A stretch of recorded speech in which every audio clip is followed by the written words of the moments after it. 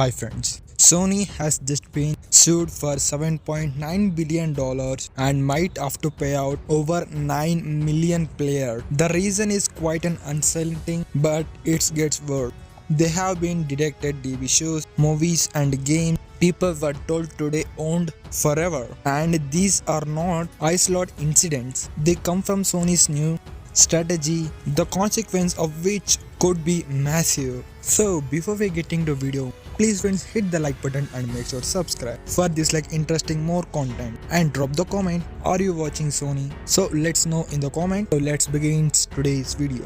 In 2022, a lawsuit was filed against Sony by Alex Neill, the CEO and founder of Consumer Voice. She's been fighting and advocating for consumers for years, and this was biggest fight yet. So, what was her claim? The official lawsuit website states that Sony has near monopoly on the sale of digital games and add-on content through its control of the PlayStation Store. Sony uses this dominance to enforce strict terms and conditions on game developers and publishers. These terms allow Sony to step the price of digital gaming and in-game content and charge a 30% commission on every purchase. As a result, most content for PlayStation games are incredibly expensive.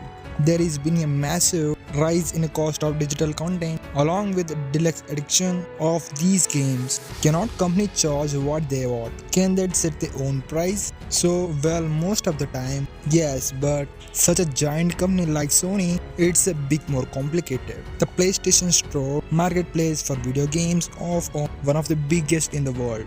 Sony owns the platform, putting them in position as the power similar to the iOS App Store and Google Play Store.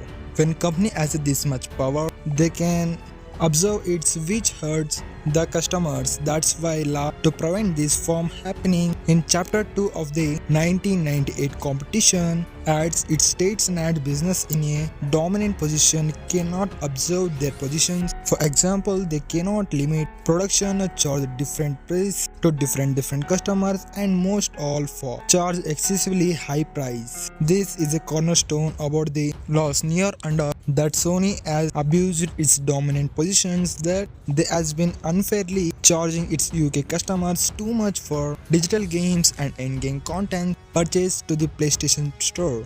Games are not designed to encourage players to spend so much money as possible, and including children. But there is a problem. None of these arguments, no matter if lawsuit doesn't approve in the UK, need to be approved by Competition Appeal Tribunal, and if the judges weren't convinced that PlayStation was harming customers, it would be thrown out. Sony is continuing overcharging players and then would be for nothing. Meaning actually the suit would be thrown out.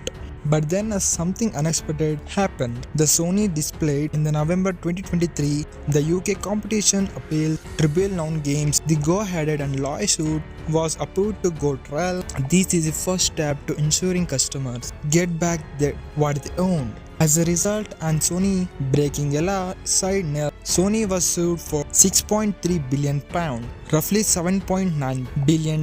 If the lawsuit was won, that money would be paid out over 9 million players. This is obviously bad for Sony, and the biggest pushback and against newest lawsuit is that this is common industry practice, but maybe that's not practice that's need to change. In fact, Neill's lawsuit has already created ripple effect. Now his owner of Steam has been called out for the same abuse as Sony. Valve take 30% from all Steam's purchases, meaning cost get passed down to customers just like PlayStation. Now Valve is being sued for £656 million. So this story was very interesting. It will be continued for part 2. Comment below for part 2 video how many interested, let's see. So this is our today's video. If you like this video, hit the like button and make sure subscribe. I see you in my next video, and then late. Thanks for watching.